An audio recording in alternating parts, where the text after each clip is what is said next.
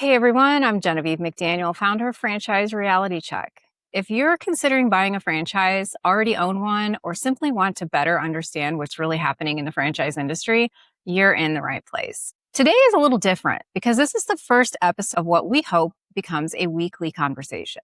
Instead of interviewing a guest, I'll be joined by my co-host, Dan Collins with Franchisee First Advisors. Together, we'll break down some of the biggest stories affecting franchising today, talk about what that actually means for franchisees and prospective buyers, and separate the headlines from the reality. One thing you'll notice is that we're not here to cheerlead for the franchise industry, and we're not here to tear it down either. Our goal is to have honest conversations based on facts, experience, and what's happening in the real world. Each week, we'll look at recent franchise news, discuss trends we're seeing across the industry, and explore the issues that don't always make it into the press releases. Sometimes we'll agree, sometimes we won't, and that's exactly what makes these conversations valuable. So Dan, welcome to the first episode. Before we jump into today's stories, tell everyone a little bit about yourself and why you wanted to be a part of these weekly conversations. Sure. Well, very excited to do this. I've been in franchising my entire career. I started when I was a kid washing dishes in a franchised restaurant. Spent first half of my career now, or probably about half in franchise operations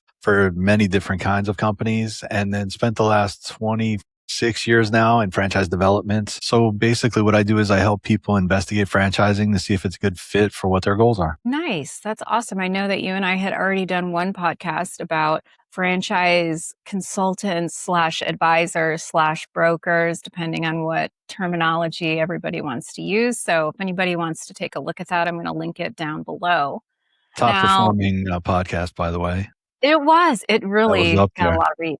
Yes. It's all because of you. It's, people love bald Please. men, what it is. Yeah, they're not. I don't know why they click on this head to begin with, but they do share this for some reason.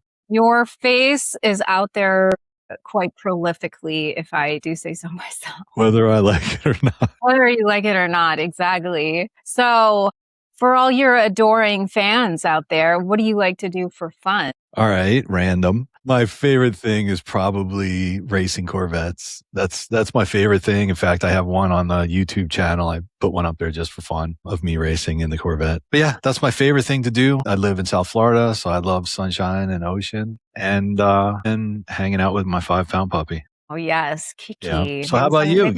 Maybe someday Kiki can make an appearance. I'm sure my franchise cat Savannah will jump up here in a second, but Sure.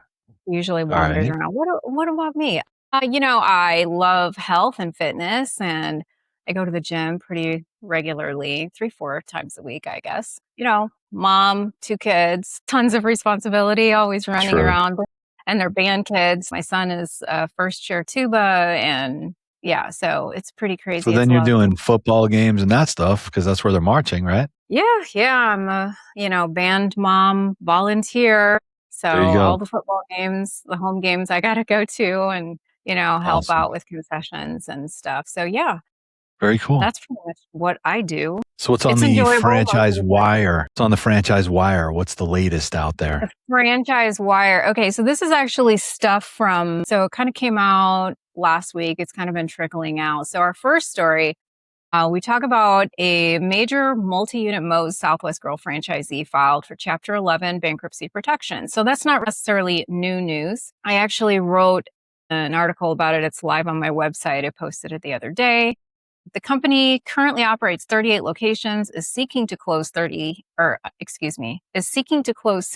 of them, and reportedly has about $16 million in secured debt. So at the same time, this franchisee is going through all of this and major debts. The franchisor has been talking publicly about growth initiatives and expanding the brand. So, hey, let's get more people joining into this hot mess. So what's your initial reaction when you hear something like this? I did hear about this one. I think they had 67 to begin with, something like that.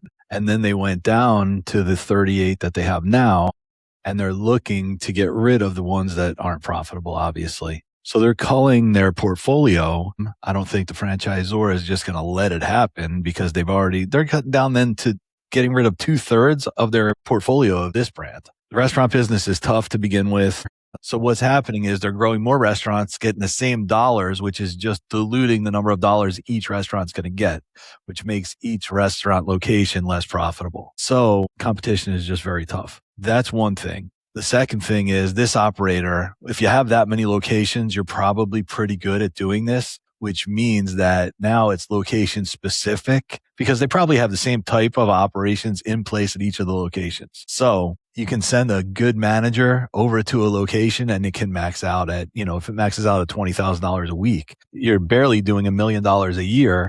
And that, I don't think their AUV is even $1 million a year. But that's, if it was a restaurant, I don't want to look at something that's doing less than $1 million a year because it's just not worth the headache, even if it is profitable. That being said, then you have the dilemma of now the franchisor is saying they have growth initiatives. It sounds like they need to focus on maximizing the profitability of each location for the franchisees that they have. The best growth plan for any franchise, I don't care if it's a restaurant, a service, whatever it is, happy, high volume, successful franchisees. You have franchisees that are making money. You don't have any growth initiatives. You don't need it because they're calling back. They're buying more. They're speaking so highly of your brand that anyone that comes in or anyone they visit is going to call up and say, hey, this guy is so ecstatic about this concept. I should buy one of these things. Or my friend said they were buying a franchise. I should tell them about this one. If you have happy, successful franchisees, you don't need franchise marketing for development. So I wish more franchisors out there would focus on profitability for franchisees. I know a lot of people talk about it. A lot of people need to do it. Talking about it is one thing. Actually executing for happy franchisees is another thing. Yeah. And I think that brings into the discussion the fact that a lot of these franchisees, multi-units, are buying up large swaths of locations. And it begs the question, does scale solve profitability? And my immediate answer is not always, and certainly not in this case. The more stores that they had, that just means the more you're spending, the more debt you get into, the more trouble you get into. The cash flow swings get larger and larger, and it's harder to manage those things. You certainly have that liability. Or each one that you're doing is whatever their item 7 is in their FDD. So you're probably, and I always tell people average on the, when you're estimate on like 2/3 or higher, 3/4 of whatever their estimated spend is, because you don't want to go in undercapitalized. So that's going to be a big number to just build a new one. Even if you're leveraging it, you still have that liability. It's not like free money. You still have to pay it back. Yeah, you got to pay it back. You're talking about that $16 million in secured loans that they have on that. There's not that much to liquidate when you close down a Moe's. If the franchisor does allow them to close it out, what you got used equipment in there. That's basically it. You're still on the hook for that lease. So you got to find some way out of that lease because that's personally guaranteed usually. So now you have to find someone else to lease that space, or you have to have a buyout of that lease from the landlord. So it's painful, but it's obviously for these people, it's less painful to pay those things and take that hit than it is to continue running business where you're not making any money. It's probably going to end up costing them money every month or every week. It just goes to show you how critical due diligence is when you're looking into franchising. You need to make sure, when I used to do consulting for companies that were franchising or that wanted to franchise, first question I asked is, does it make money for the franchisees? And half of the people would lie to me and tell me, oh, it makes 27% after you pay everything. Yeah, all right, show me. And it never once did in 13 years of doing that. And then the other half of the people were honest, and they would tell me, I don't know if it makes money, but it's pretty cool, isn't it? Being cool isn't what we're doing here. Right. By the way, to any franchisors out there that are thinking about doing this, or potential franchisors, should say, you don't sell burgers, you don't sell massages, you don't sell the waxing, you don't sell working out. That's what your franchisees do. What you do is you sell a business model and the successful support of that business model. That's your whole goal. You want to make franchisees successful. Franchising is two separate businesses if you have an operating company. If you're operating corporate locations, that's one business. But then your entire business as a franchisor is support. You're helping people who aren't as good as this, as good at this as you. Yeah. So that I've always wondered this, and me never having stepped foot on the franchisor side of things other than minor advisement opportunities here and there. But does a franchisor know that their franchisees are struggling necessarily? Like, how involved? let's generally, because obviously some of the bigger ones are going to be really involved. Like when I was with Domino's, they were right there, so supportive, wonderful. I can't say enough wonderful things about Domino's leadership and the entire team that they had working for their franchisees. They really focused in on our profitability. But I'm cognizant of the fact that not every major franchisor is going to be that dialed into their franchisees. So with Moe's, what do you think? Like, what do you think would be going on in their home offices while this large franchisee is struggling and filing bankruptcy? Now, I don't have any insight into the inside working, so I don't know how they're doing it. But in my experience, what you're trying to do is you're trying to have a chart of accounts that franchisees all follow and then submit at the end of every month or soon after the end of every month. Because that, number one, helps you keep your finger on the pulse if the franchisee's getting in trouble or if they're doing well. Number two, nowadays the technology is so good that they know how much that the franchisee brought in just to secure their royalty percent and all that kind of stuff. Yeah, Domino's Daily, they were dialed in through our computer system or through the POS, exactly. Yep. So, but there's a lot of, the technology is so good now that everybody knows how much you're doing, unless the people are out there saying, if you just pay me cash, I could do this on the side. And, franchisees have been known to do that. But if they fill out that chart of accounts, that gives you the first insight into how the franchisees are doing. Franchisees should be happy to submit this information because part of what they're paying for is that support of the franchisor saying, hey, we notice your labor is a little high. You want some help? How about our franchise business consultant comes out and works with you on their next meeting on dialing in your labor percent, because that could mean an extra $1,000 in your pocket every month easily. That's when I was a franchise consultant. I'll tell you, I got promoted from being the best manager in the company to being a franchise business consultant. My training was, okay, this is how you make your plane reservations and this is how you rent your car, and now go visit your locations. That was my training. I didn't know how to be a franchise business consultant. I had to figure it out. Well, the way I finally figured out, because I was a young guy. I mean, I was very successful when I was young because I worked my way through school as a restaurant manager. So I was already good at it when I graduated. But now I'm going out to talk to people who own 28 restaurants and they're very successful and much older than I was. And I was like, why are they going to listen to me? I'm a kid to them, So I figured out the way I was going to do it is I was going to show them how everything I told them related to them making more money. And all of a sudden I had their attention. So that worked out very well. So that's what I've always recommended to everyone since then that was in that role. Just, the people going newly into that role.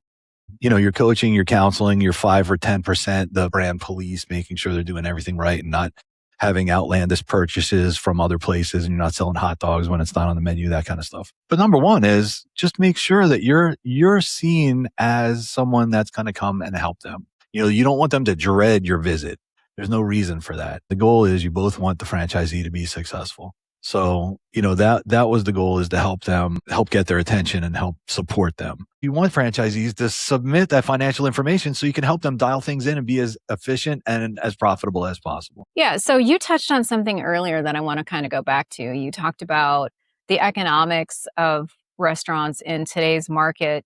Consumer spending is down. We're certainly being way more selective about where we eat, how much money we have that's discretionary to spend on eating out. I know me personally with 2 kids, my kids would eat at, Raising Cane's every single day. But I'm not going to do that. I'm somebody who cooks, I buy the groceries, I cook. So for me, I'm not spending a ton of my discretionary income eating out. And I'm sure that there's a lot of people out there that kind of feel the same way. And, I'm seeing a real disturbing trend in these food service franchisee bankruptcies. We've got other brands out there, not just Moe's. We've got big names, Subway, Hardee's, Mountain Mike's Pizza, Sure. Checkers, Applebee's, Carl's Jr. They've got large volume franchisees filing for bankruptcy. And we have a rise in food costs coupled with, people spending less, and that's got to hurt these franchisees. No, things are tight all over. So, people are going to be more cognizant of how they're spending their money. In fact, I did it myself. I used to go to Chipotle at least once a week. And then, I went out to the place and you had a great example. You asked for guacamole. How many times are they going to tap that spoon until there's hardly any guacamole left on the spoon? I'm paying Yeah. what, $2.75 or $3 for that. You're scraping off the spoon. I mean, after a while, you feel like you're not getting any value for what you're spending, Yeah. you know? Yeah. And then to have the CEO say on the call that, oh, our the people that buy our food are make over $100,000 a year, so it's okay for. I'm sorry, but I still am looking for value. I make a lot of money, but I'm not going to come and just throw it away. I mean, I want to feel like I'm getting value for stopping by. You know, like that kid made a big deal online about how, oh, burritos shouldn't cost $20. Well, first off, that kid was getting that, considering part of the $20, the Uber fee to get that burrito delivered to Okay. him. Yeah. You don't need to have your burrito Yeah, no, Ubered to I'm you talking about unless you're handing it 12. across the counter to me for $20. So I just want to get some value for what I'm paying for. I don't mind, believe me. You know, I cook here myself all the time. You know, I worked my way through school as a restaurant manager, so I know what I'm doing. But I'm not going to go out and just waste money. Or, you know, I go out and, you know, you have dinner for two is $50 no matter where you go. I Yeah. mean, all right, Yeah. I could have cooked this probably better myself at home, and it would have cost me a third of this. So, Yeah. you know, I'll get a lot of value on the huge portion sizes. And maybe that's just me because I don't eat a whole lot in a session. I'll maybe eat like 4 to 5 small things a day. But I could get a burrito bowl from Qdoba, which is where I usually go, and I can eat it the next day. Like I may get 2 or 3 right. meals out of it. And Sure. to me, that says more for value. I realize that not a lot of the population are like that. They can eat a whole burrito bowl in a sitting. And that may be where some Right. of the disconnect is coming from. If you're spending a lot of money and it's just one meal, Right. that can get Well, then expensive. on that same tip, now the restaurant buffet business has been, you know, that's one of the toughest businesses ever, because no matter how many people come, you have to have all that different variety out there all the time. All So the that's time. difficult because you have to have the variety. That's why they're coming. Then it has to be good quality. So it can't be sitting out there in either the heat table, you know, the steam table, or just sitting out there at room temperature under the heat lamps, whatever. I mean, it's a tough thing. And then what are you pricing it at? You have to figure out, how much food did we use today? How many guests came through? Then what's food cost per guest? Then that's how you have to figure. It's just a Yeah. nightmare. I would Yeah. never, They really never they want to really need be, to dial in.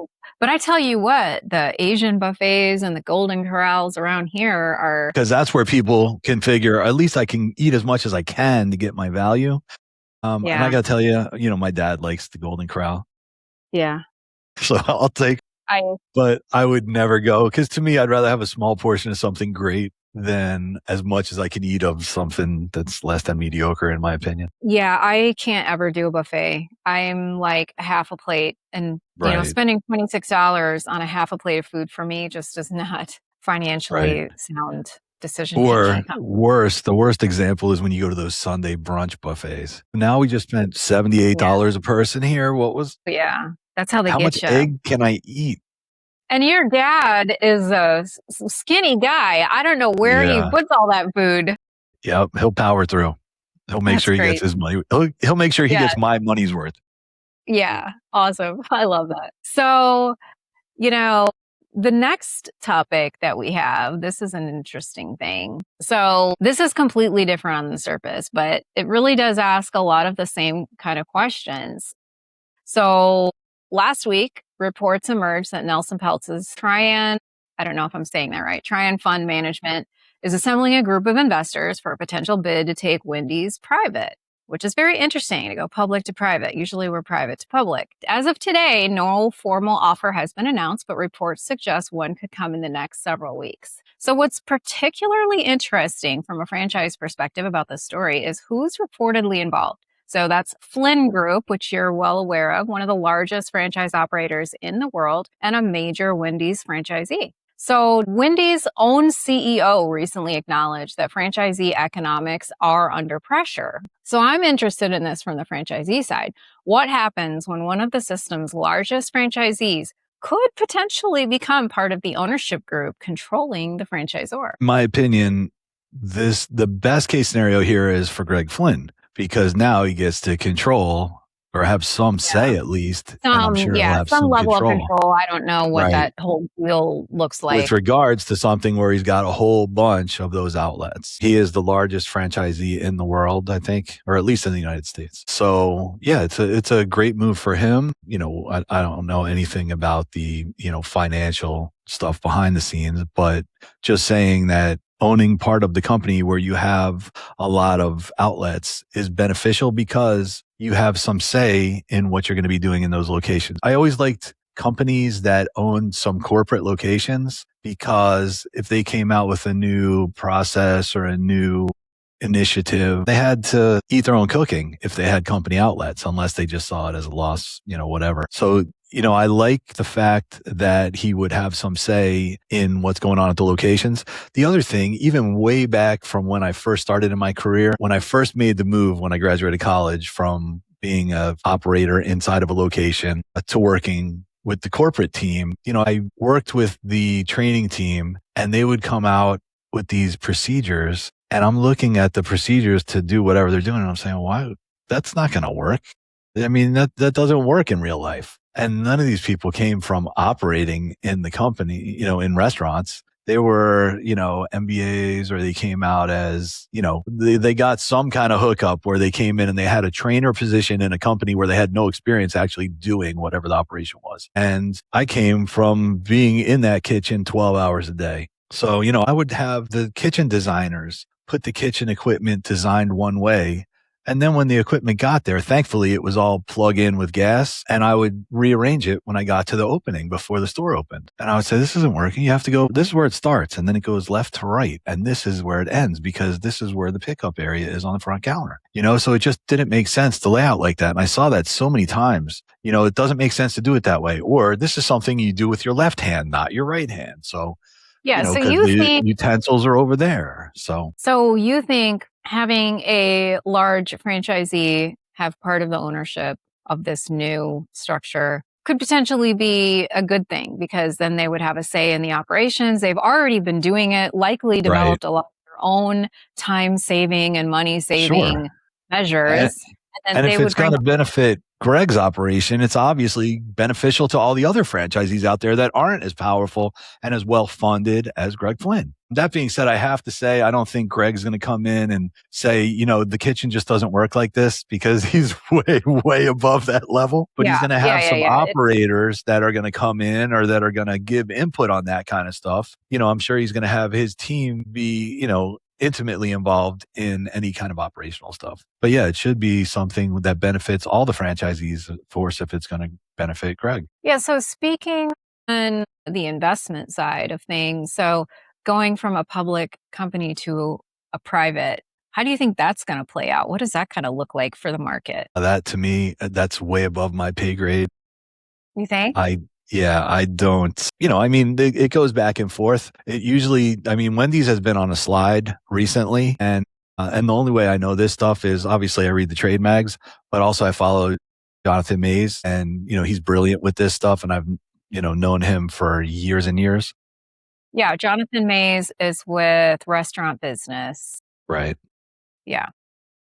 So, he's got his finger on the pulse of all that stuff. So I follow him all the time. But Wendy's has been on a slide. That's the only way there's an opportunity for some private company to come in.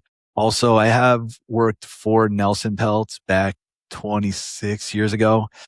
He used to own Tri-Arc, which was ownership of Arby's at the time, and got to go to his estate. Found out what an estate was when I went to his estate. It was incredible. But yeah, we had the focus of the franchisees at heart back then. And I think that, again, that's my whole theme, is I love franchisee success. It says it right there under my name on LinkedIn. That's the easy recipe for franchisor success. Make your franchisees successful. Yeah. So that kind of reminds me of the whole recent Burger King story, their whole turnaround, which they came in. Patrick Doyle came in, then Tom Curtis came in. And these are guys that I knew personally at Domino's when I worked. I've got pictures of me with Patrick and Tom. But I watched that story like crazy, because if anybody can turn around a huge brand like that, it would be those two guys. And sure enough, they did. It wasn't just changing the marketing, which was brilliant, but they also really focused on franchisee profitability. So to me, they kind of like took the Domino's playbook that they developed Right. and put it into burgers. And so far from what I'm seeing, it's worked. They're Well, I really got to on the tell you, rise. I really appreciated Patrick Doyle's frank honesty back in the day when he said, you know what, we asked you and our pizza sucks. Pizza's crap. Yes, I And what we're remember. doing is we're going to I was fix it. there. So Yeah. come and try our new formulation. And people liked it. Yeah. And, and the franchisees noticed improved profitability and sales because of that. So that was awesome. And I have been noticing Burger King has been doing more TV advertising, at least down here in South Florida. Their headquarters are here in Miami. Yep. And I got to say the food photography looks fantastic. So whoever their food stylist is doing a great job. I haven't been to Burger King in probably 35 or 40 years. It's not my thing. I mean, I haven't been to McDonald's either, so I'm not a fast food guy. Chipotle is about it, and maybe Chick-fil-A once in a blue moon. But food definitely looks good. The commercials are enticing. So I think franchisees will probably take some positive momentum from that. I got to tell you, when I worked with Arby's back in the day, the thing that made the most impact was television advertising. They came back on TV, they advertised, we got the meats with Ving Rhames, and all of a sudden they were killing it. I forget what the sandwich was called. They had sandwich with big, thick bread slices and Market Fresh, I think it was, sandwiches. I don't remember. Maybe I'm conflating things, but that was a great promotion and sales were unbelievable. Then when they merged with their largest franchisee and went to Atlanta, sometime after that, and I don't know if it was under that ownership or the next, they pulled TV advertising and went into the toilet again. And, I know this because I stayed friends with some franchisees that had 100 locations. So, again, I'm always in it for the franchisee. I love franchising, even though sometimes what I say can seem anti-franchising. I think franchising gives people the best opportunity and the fastest way to achieve the American dream. If they find a good franchise, if the franchisor has their best interest at heart. But I got to tell you that being said, 90% of franchises out there, I wouldn't touch with a 10-foot pole because either you're not going to make any money or you're going to work just enough so that you make a living and enough to make the franchisor money, but you're not going to get financial freedom and you're not going to do all the things that got you interested in investigating franchising. So it's that last 10% that I kind of work with. Yeah. I don't know how many that gives you to work with. Well, I'll tell you. I think this year the number of companies trying to franchise is 4,200. Yeah, it's a lot. Right. And most of these I never even heard of, let alone, known being a household name. Yeah. Yeah. But if 90% are not good, that still leaves you 420. Well, there's probably, in my work helping franchisees investigate an investment, there's probably 50 that I ever present to people. And there's probably 20 that I regularly present to people. Because I need a franchise concept to meet 4 criteria before I ever even consider investigating further, let alone present it to someone. Has to be a concept that has legs. I don't want, every third person I talk to, and luckily and thankfully I caught fire on the internet. So I have a lot of people meeting me. And, the first thing is it has to have legs. They all ask me, what's the hot thing right now? It's no matter if I'm just talking to somebody that I just bumped into or if somebody's investigating franchising. What's the hot thing right now? Well, to me, the hot thing is what's going to make money for the next 10 years because that's the length of a franchise agreement. Yeah. I don't want something that's hot right now because that means it's not going to be hot soon. It's a fad. Let's talk about a hot thing right now. Hot thing, coffee. Coffee franchises. Well, coffee's always been hot. The thing is. Yeah, but this is like, look at that 7 brew. Okay? Right. That's been crazy. Yep. Yeah, you have to buy a 10-pack, I think it is, right? Yeah. And it doesn't matter now because they're sold out across the country according to their website. So they're not taking any further inquiry. That's when we watch those development schedules and see if they actually build out all 10 in the pack or if they stop at 1 or 3 or whatever. And I got to say, I'm not intimately familiar with who's the leadership team and their experience level and all that kind of stuff. But they obviously had some connections to be able to go out there and sell I mean, that's a big build that you have a dual drive through freestanding unit. Even though they're small, it's still going to cost you a lot of money and you got a land lease and all that kind of stuff. And then to me personally, I mean, there's only so many people that are going to go and spend $7 for a drink that's 80% ice for most of the time. I mean, I don't get it. I wouldn't do it. I mean, I'm sure there's a lot of kids with their parents' credit cards out there doing this, but Yeah, I can't see that. I don't know. I mean, I people know. smarter than me must be buying these things because I wouldn't bet on it, even though it was one of the fastest growing concepts out there the last year or two. And I don't know if Greg Flynn has got in on this, but I think he did. And again, he's a billionaire. I mean, he's a smart guy. So he must know something that Yeah, I don't do. But, first of all, the people I work with are not billionaires. So they're not going to be buying 10 of these things to begin yeah, with. A lot of the people I work with, it's their first venture in franchising. A lot of the times it's successful business people that have exited and now are looking to do something else. So they're buying multiple locations, but I'm not looking for something that's already, in my opinion, diluted with Starbucks number one. There's people that are just loyal to them and they're never going away from that. But then there's Dunkin' Donuts. Then there's, Dutch Brothers. Then there's all these other concepts, let alone the independents, let alone the little regional chains. There's so much competition for that. It's not something that I would recommend my people get involved with. I think it's oversaturated. well, and you and I have personally talked about our love of our own We coffee, love the coffee coffee that we make at in our home kitchens or in my office, at right? home.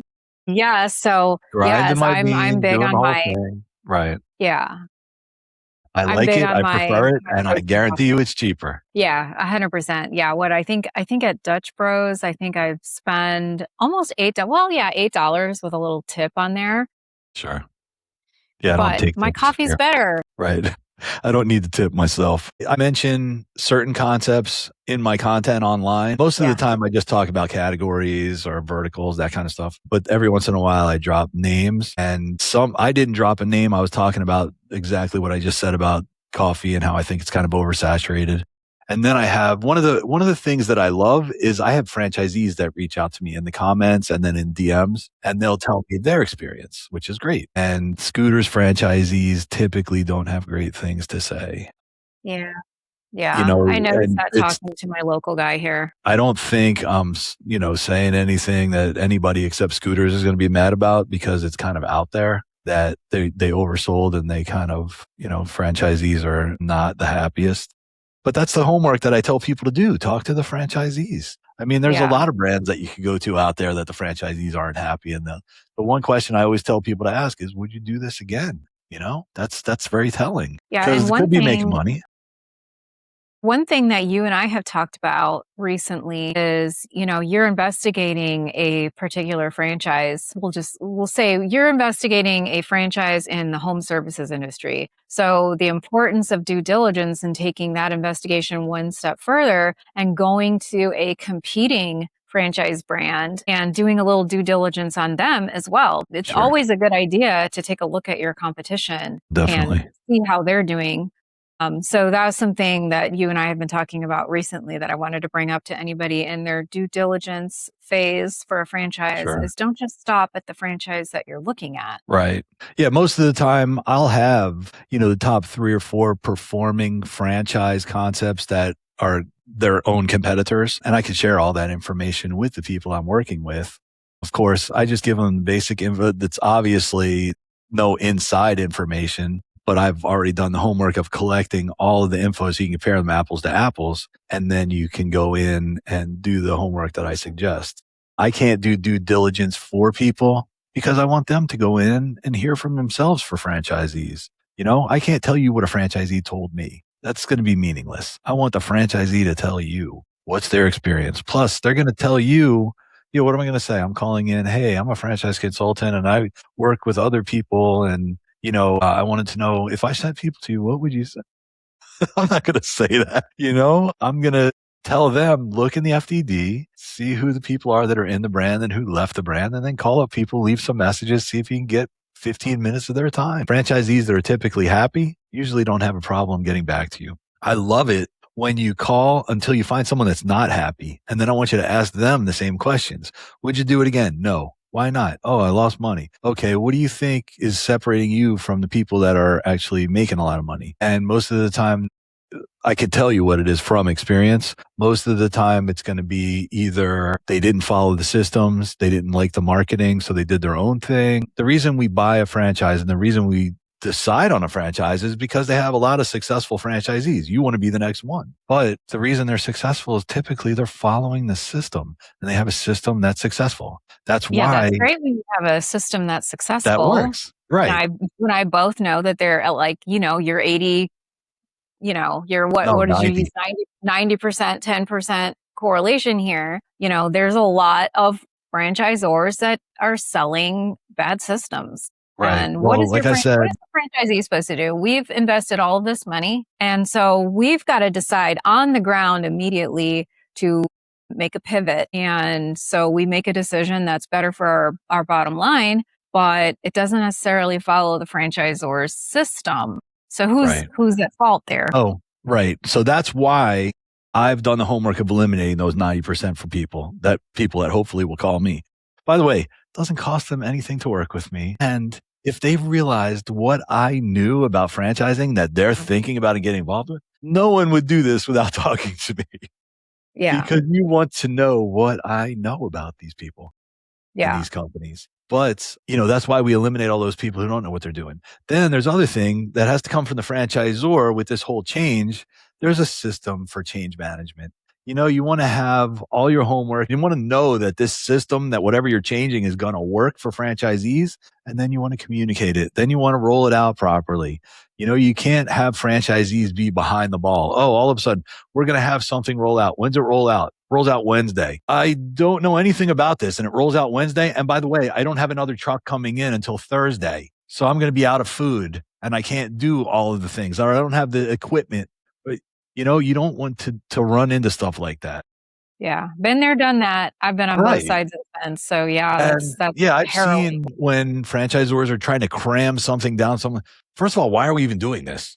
All right, then that needs to be communicated in plenty of time. Now we have to have the training materials and all the flashcards or whatever it takes. Give me all that stuff. Then does it take any different equipment? We need to have that stuff in-house. Then we need to have a training session with our people before we go live with this. I mean, let's roll this out smartly and sensibly so that we could be successful at this.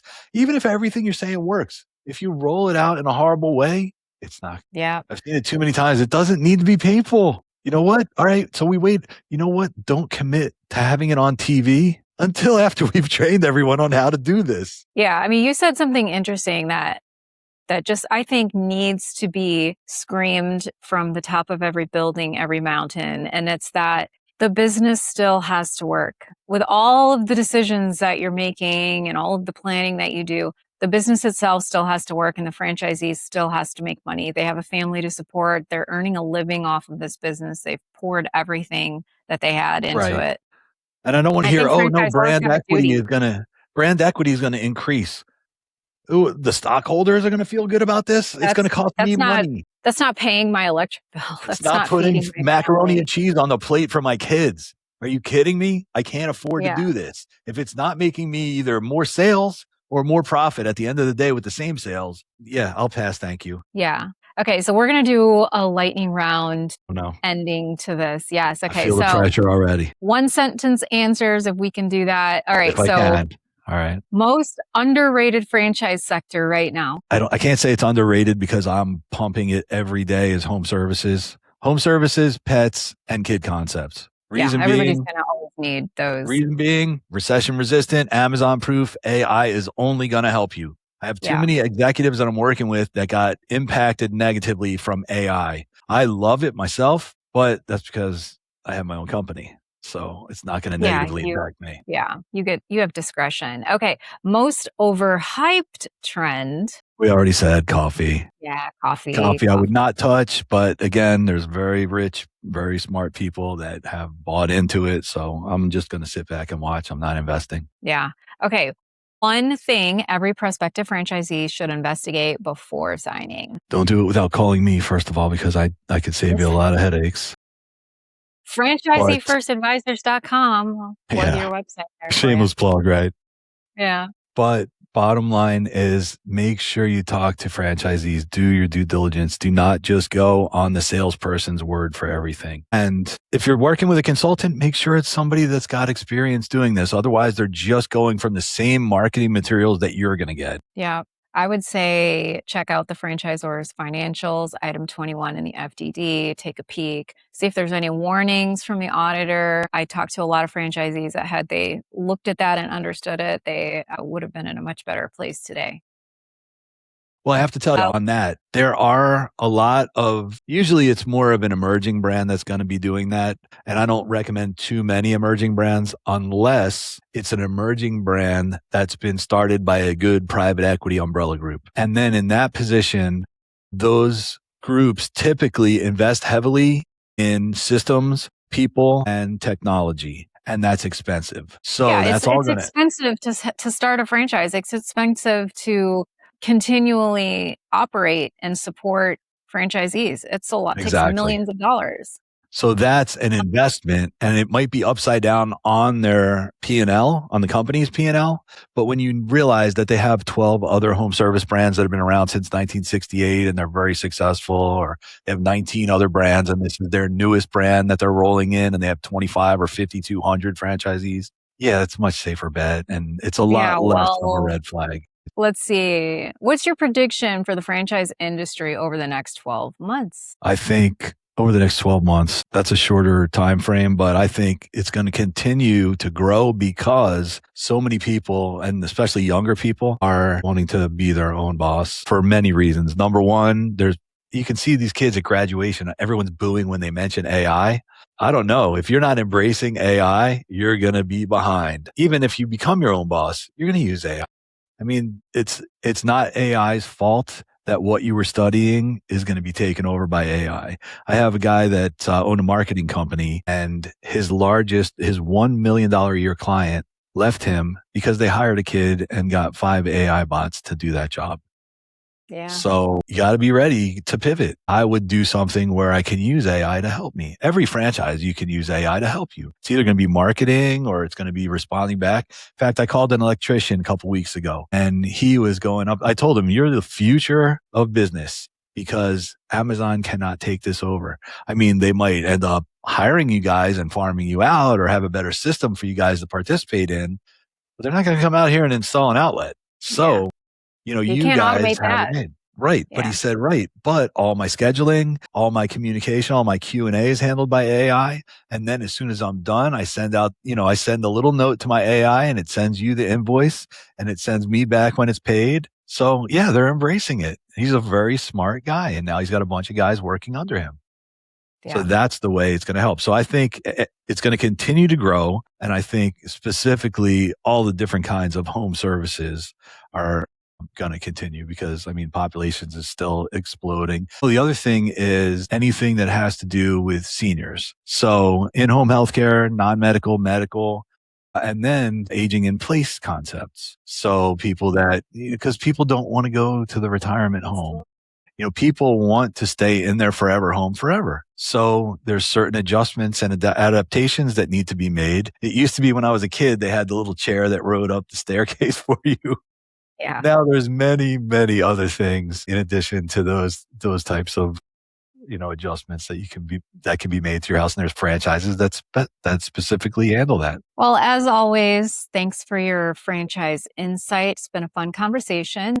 This kind of wraps up our first episode doing this. If you guys enjoyed today's conversation, be sure to subscribe wherever you listen to podcasts and on YouTube. And if there's a franchise story you'd like us to cover, leave it in the comments. We'll be back next week with another look at what's happening across the franchise industry. Until then, remember, always do your own due diligence, ask the difficult questions, and don't mistake a great sales presentation for a great investment.